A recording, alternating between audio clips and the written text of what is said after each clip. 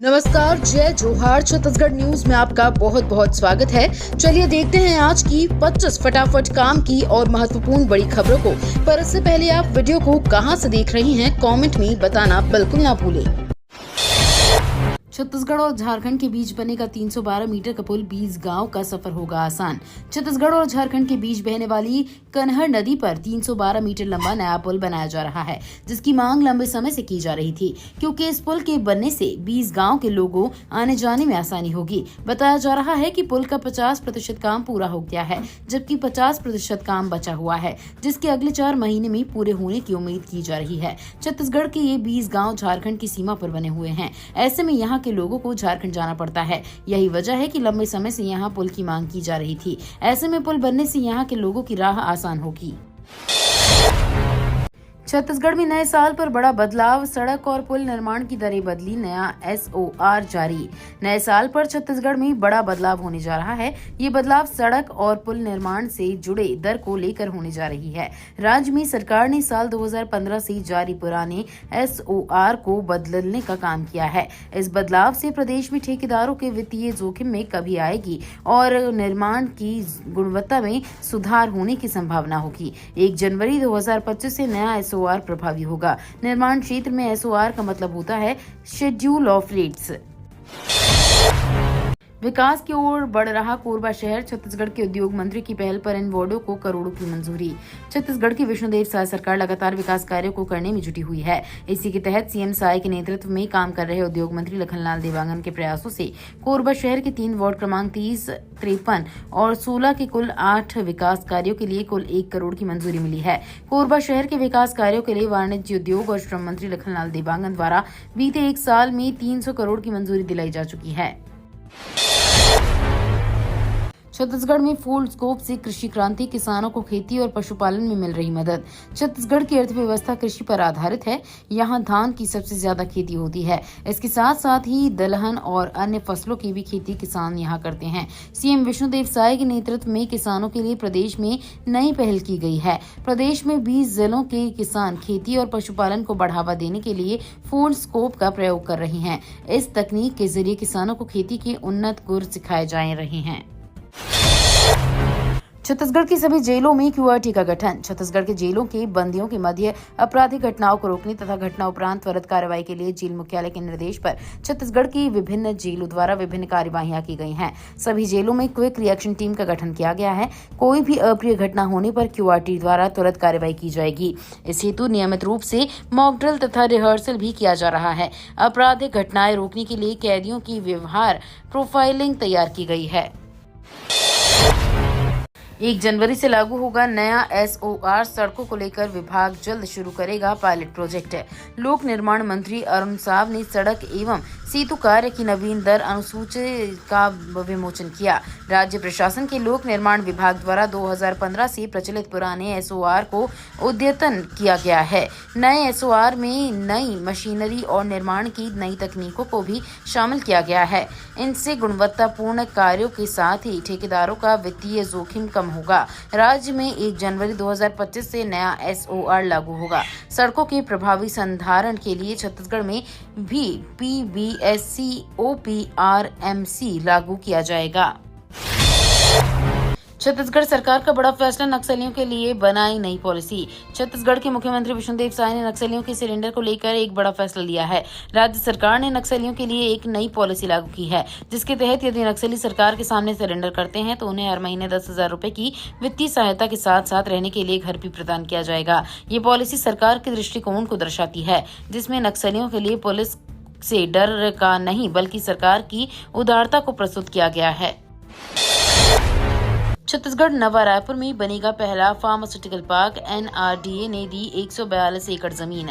छत्तीसगढ़ में central India का नया फार्मास्यूटिकल हब बनने जा रहा है। मुख्यमंत्री विष्णुदेव साय ने इसके लिए मंजूरी दे दी है। फार्मास्यूटिकल पार्क से नए अनुसंधान, विकास और अंतर्राष्ट्रीय निवेश में वृद्धि के लिए नवा रायपुर अटल नगर विकास प्राधिकरण की ओर से सेक्टर 22 ग्राम तूता में छत्तीसगढ़ राज्य औद्योगिक विकास निगम को फार्मास्यूटिकल पार्क की स्थापना के लिए 141.84 एकड़ भूमि आवंटित की गई है। CM ने कहा कि राज्य सरकार स्वास्थ्य सुविधाओं के विस्तार के साथ ही फार्मास्यूटिकल क्षेत्र को भी बढ़ावा दे रही है। राज्य में चिकित्सा क्षेत्र में भी प्रभावी इकोसिस्टम तैयार करने की लगातार पहल की जा रही है। कैबिनेट ने किया साबरमती रिपोर्ट को छत्तीसगढ़ में टैक्स फ्री घोषित।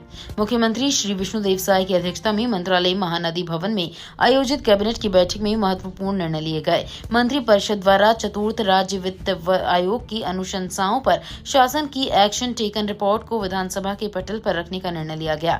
मुख्यमंत्री जी द्वारा फिल्म द साबरमती रिपोर्ट को छत्तीसगढ़ में टैक्स फ्री घोषित किया गया है, जिसके परिपालन में फिल्म द साबरमती रिपोर्ट के प्रदर्शन पर प्रवेश हेतु देय राज्य माल और सेवा कर के समतुल्य धनराशि की प्रतिपूर्ति किए जाने का अनुमोदन किया गया। सत्य साई अस्पताल को जमीन देने की पहल शुरू। नवा रायपुर में खुलेगा संजीवनी रिसर्च फाउंडेशन का केंद्र। नवा रायपुर विकास प्राधिकरण ने नवा रायपुर में सत्य साई रिसर्च सेंटर के लिए भूमि आवंटित करने की पहल शुरू कर दी है। बच्चों की फ्री हार्ट सर्जरी और इलाज की सुविधाएं देने वाले श्री सत्य साई संजीवनी रिसर्च फाउंडेशन का यहाँ केंद्र खुलेगा। इसे अत्याधुनिक रिसर्च एंड डेवलपमेंट सेंटर के रूप में विकसित करेंगे। मरीजों के स्वजनों के लिए आवासीय सुविधाएं होगी ताकि उपचार के दौरान ठहर सकें। मुख्यमंत्री श्री विष्णुदेव साय मार्गदर्शन और वित्त मंत्री ओपी चौधरी के नेतृत्व में नवा रायपुर को देश का प्रमुख मेडिकल हब बनाने के प्रयास जारी हैं। राइस मिलर्स को दूसरी किस्त देने का लिया निर्णय। साय कैबिनेट की बैठक में लिए गए बड़े फैसले। मुख्यमंत्री विष्णुदेव साय की अध्यक्षता में मंत्रालय महानदी भवन में कैबिनेट की बैठक हुई, जिसमें कई महत्वपूर्ण निर्णय लिए गए। खरीफ विपणन वर्ष 2022 से 23, 2023 से 24 एवं 2024 से 25 के विकेंद्रीकृत उपार्जन योजना में धान एवं चावल परिवहन की दर के लिए राज्य स्तरीय समिति की अनुशंसा दर स्वीकृत किए जाने का अनुमोदन किया गया। खरीफ विपणन वर्ष 2022 से 23 में राइस मिलों को लंबित प्रोत्साहन राशि की द्वितीय किश्त प्रदान किए जाने का निर्णय लिया गया। 1 जनवरी से ट्रेनों की नई टाइमिंग कोच की बढ़ेंगी स्पीड। नए साल में कई ट्रेनों के समय में बदलाव हो जाएगा। इसे लेकर बिलासपुर रेलवे जोन ने नई समय सारणी जारी कर दी है। बता दें कि हर साल कई सेक्शनों में आधारभूत संरचना को और अधिक विकसित करते हुए भारतीय रेलवे ट्रेनों के टाइमिंग में बदलाव करती है। वहीं इस बार 1 जनवरी से ट्रेनों की छूटने के समय में बदलाव हुआ है। इस बदलाव से कई गाड़ियों की स्पीड बढ़ेगी। इससे यात्रियों के समय में बचत होगी। बता दें कि रेलवे ने करीब 146 ट्रेनों के समय में आंशिक परिवर्तन किया है। अब सरसों की खेती से बस्तर में आएगी खुशहाली। वैज्ञानिक कर रहे रिसर्च। बस्तर में सरसों की खेती तो की जाती है, लेकिन बहुतायत में नहीं। केवल सब्जी के तौर पर ही सरसों की खेती सीमित क्षेत्र में कुछ किसान करते हैं, जबकि बाजार में सरसों के बीज उत्पादन से किसान अच्छी आय अर्जित कर सकते हैं।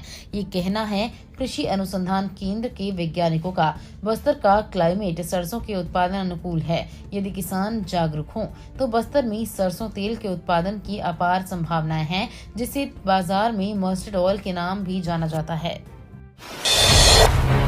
नए साल में छत्तीसगढ़ को मिलेगा नया बीजेपी प्रदेश अध्यक्ष। छत्तीसगढ़ में अब नए प्रदेश अध्यक्ष को लेकर चर्चा शुरू हो गई है। संभवतः नए साल में ही पार्टी हाईकमान नए प्रदेश अध्यक्ष की घोषणा भी कर सकती है। दरअसल बीजेपी संगठन छत्तीसगढ़ और मध्य प्रदेश में नए अध्यक्ष की नियुक्ति को लेकर मंथन करना शुरू कर दिया गया है। खबर है कि वर्तमान अध्यक्ष किरण सिंहदेव को पार्टी नई जिम्मेदारी सौंपने जा रही है। ऐसे में प्रदेश अध्यक्ष की कुर्सी के लिए अब नए चेहरे को लेकर चर्चा शुरू हो गई है। छत्तीसगढ़ में कांग्रेस के बागियों की घर वापसी का पार्टी में विरोध। पूर्व एमएलए ने खोला मोर्चा।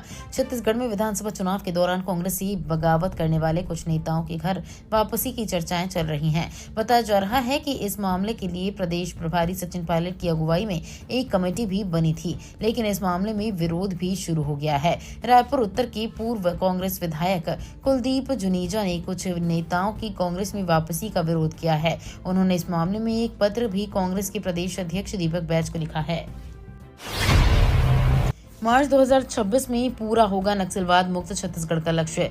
उप मुख्यमंत्री और राज्य के गृह मंत्री विजय शर्मा ने कहा कि 2026 तक छत्तीसगढ़ नक्सलवाद से मुक्त हो जाएगा। उन्होंने कहा कि केंद्रीय गृह मंत्री अमित शाह ने नक्सल मुक्त छत्तीसगढ़ के लिए जिन आयामों की शुरुआत पर जोर दिया है, उनमें से एक महत्वपूर्ण प्रयास बस्तर ओलंपिक भी रहा है, जिसकी प्रधानमंत्री नरेंद्र मोदी ने अपने कार्यक्रम मन की बात में सराहना की है। शर्मा ने कहा कि प्रधानमंत्री मोदी द्वारा बस्तर ओलंपिक को सराहे जाने से नक्सल उन्मूलन की दिशा में मुख्यमंत्री विष्णुदेव साय के नेतृत्व में काम कर रही प्रदेश की भाजपा सरकार को अपने प्रयासों की सार्थकता अनुभव हुई है। 2025 में खोलेंगे 40 नए कैंप। नक्सलियों की घेराबंदी का मास्टर प्लान तैयार। बस्तर को नक्सल मुक्त करने की दिशा में इस साल 2024 काफी कारगर साबित हुआ है।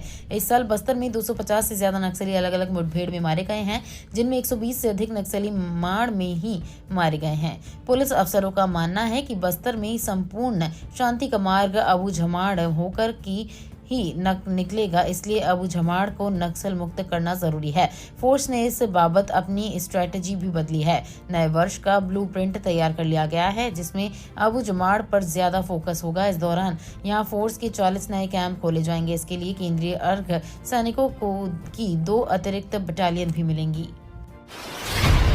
बढ़ती ठंड और शीतलहर के चलते विंटर वेकेशन की घोषणा। 15 जनवरी तक बंद रहेंगे सभी स्कूल। उत्तर भारत में बढ़ती ठंड और शीतलहर के चलते तमाम राज्यों ने विंटर वेकेशन की घोषणा कर दी है, जिसमें कक्षा 1 से लेकर 12वीं तक के लिए आदेश जारी किए गए हैं। जिन राज्यों ने स्कूलों में छुट्टियों का आदेश जारी किया है, उनमें दिल्ली से लेकर हिमाचल प्रदेश तक का नाम शामिल है। इस आर्टिकल में जान लीजिए किस राज्य ने कब तक घोषित की है स्कूल की छुट्टियां।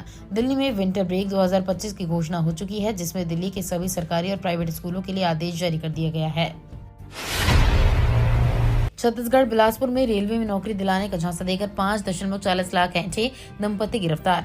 न्यायधानी बिलासपुर में रेलवे में नौकरी दिलाने के नाम पर युवक से लाखों की ठगी का मामला सामने आया है। दरअसल आरोपी पति और पत्नी ने खुद को रेलवे का कर्मचारी बताकर युवक डोमन राजपूत को रेलवे में नौकरी दिलाने का झांसा देकर लाखों रुपए ऐंठ लिए। मामले में पुलिस ने आरोपी दंपति को गिरफ्तार कर लिया है। जानकारी के मुताबिक बिलासपुर जिले के बिलहा में उमरिया निवासी डोमन राजपूत को आरोपी रुपेश रजक और उसकी पत्नी रोमा रजक ने खुद को रेल कर्मी बताया।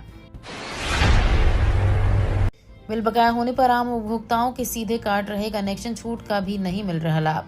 छत्तीसगढ़ के धमतरी जिले में बिजली विभाग आम उपभोक्ताओं के 2 महीने से ज्यादा बिल बकाया होने पर सीधे कनेक्शन काटने की कार्रवाई करते हैं। वहीं सरकारी विभागों का बिजली विभाग की मेहरबानी चौंकाने वाली है। सिर्फ धमतरी संभाग के 14 सरकारी विभागों पर 15,26,31,420 रुपए बकाया है। विभाग इन बकायेदारों को सिर्फ नोटिस जारी कर रही है। अब तक पत्राचार से ज्यादा कुछ नहीं हुआ। नए साल से पहले रायपुर में 2500 केजी नकली पनीर मिला। बिना दूध के केमिकल से बन रहा था। नए साल से पहले रायपुर में खाद्य विभाग ने बड़ी कार्रवाई की है। बीरगांव इलाके की एक फैक्ट्री पर टीम ने छापा मारा। अधिकारियों ने काशी एग्रो फूड्स फैक्ट्री से 2500 किलो नकली पनीर जब्त किया है। ये पनीर न्यू ईयर सेलिब्रेशन को लेकर कई होटल में सप्लाई होना था। फैक्ट्री के मालिक का नाम शिवम गोयल है, जो आगरा का रहने वाला है। अफसरों ने जांच में पाया कि इस पनीर में दूध की एक बूंद भी नहीं थी, बल्कि एक खराब क्वालिटी के तेल और हानिकारक केमिकल से तैयार किया गया था। रायपुर से बाहर भी ये पनीर सप्लाई किया जा रहा था। फिलहाल फैक्ट्री को सील कर दिया गया है। छत्तीसगढ़ में अब तक 1.39 लाख मीट्रिक टन धान वितरित। 19.25 लाख हेक्टेयर में बुआई का टारगेट। छत्तीसगढ़ में रबी फसलों की बोनी तेजी से जारी है। अब तक 12,47,000 हेक्टेयर क्षेत्र में चना, गेहूं, मटर, अलसी, सरसों, मक्का, रागी सहित विभिन्न रबी फसलों की बुआई हो चुकी है। इस साल बुआई के लिए निर्धारित 19,25,000 हेक्टेयर रकबे का 65% है। बीते वर्ष रबी सीजन में 18,61,000 हेक्टेयर में रबी फसलों की बुआई हुई थी। कृषि विभाग के अधिकारियों ने बताया कि रबी फसल के लिए इस वर्ष 2.89 लाख क्विंटल प्रमाणित बीज का वितरण का लक्ष्य रखा गया है, जिनमें 1.57 लाख क्विंटल बीज का भंडारण कर 1.26 लाख क्विंटल बीज वितरित किया गया है, जो भंडारण का 80% है। मरीजों को दिल्ली एम्स का नहीं काटना पड़ेगा चक्कर। मेडिकल फील्ड में अपना मुकाम बना चुके दिल्ली एम्स में हर मरीज अपना इलाज करवाना चाहता है। यहां पर मरीजों को भरोसा है, इस उम्मीद के साथ कि एक बार एम्स में एडमिट हो गए तो बेहतर इलाज होगा। इसी वजह से यहां भीड़ बढ़ती जा रही है और एम्स रेफरल सेंटर होने की बजाय सामान्य हॉस्पिटल बनकर रह गया है। ऐसे में जरूरतमंदों को स्वास्थ्य सेवाएं समय में से नहीं मिल पा रही हैं। इन्हीं सब को देखते हुए एम्स के डायरेक्टर डॉक्टर एम श्रीनिवास के मुताबिक एम्स प्रशासन ने देश भर के एम्स के प्रशासन के साथ मिलकर वन रेफरल पॉलिसी को तैयार किया है। आज 2 उपग्रहों को लॉन्च करेगा इसरो। इतिहास रचने वाला चौथा देश बनेगा भारत। भारतीय अंतरिक्ष अनुसंधान संगठन आज की रात 2 उपग्रहों को लॉन्च करेगा। इन उपग्रहों का मकसद अंतरिक्ष में जोड़ने और अलग करने की तकनीक का परीक्षण करना है, जिससे भारत दुनिया का चौथा देश बन जाएगा जो ये उपलब्धि हासिल करेगा। इस मशीन के तहत इसरो का प्रमुख rocket polar satellite launch vehicle 2 उपग्रहों SDX-01 और SDX-02 को 476 किलोमीटर की ऊंचाई पर स्थित कक्षा में स्थापित करेगा। BSNL ने लॉन्च किया 425 दिन वाला सबसे धांसू प्लान। सरकारी टेलीकॉम कंपनी BSNL ने अपने लाखों ग्राहकों की चिंता दूर कर दी है। हाल ही में जियो, एयरटेल और VI ने अपने रिचार्ज प्लान्स के दाम बढ़ा दिए हैं, जिससे कई मोबाइल यूजर्स को ज्यादा वैलिडिटी वाले प्लान की तलाश थी। इस पर ध्यान देते हुए BSNL ने 425 दिनों की वैलिडिटी वाला एक नया रिचार्ज प्लान लॉन्च किया है। ग्राहकों की अलग अलग मांगों के हिसाब से कई तरह के विकल्प देते हैं। अगर आप कम कीमत में लंबी वैलिडिटी वाला प्लान ढूंढ रहे हैं तो BSNL आपके लिए एक अच्छा ऑप्शन हो सकता है। ये तो थी आज की बड़ी खबरें। अगर आपको न्यूज़ पसंद आई हो तो वीडियो को लाइक और शेयर करना बिल्कुल ना भूलें। धन्यवाद।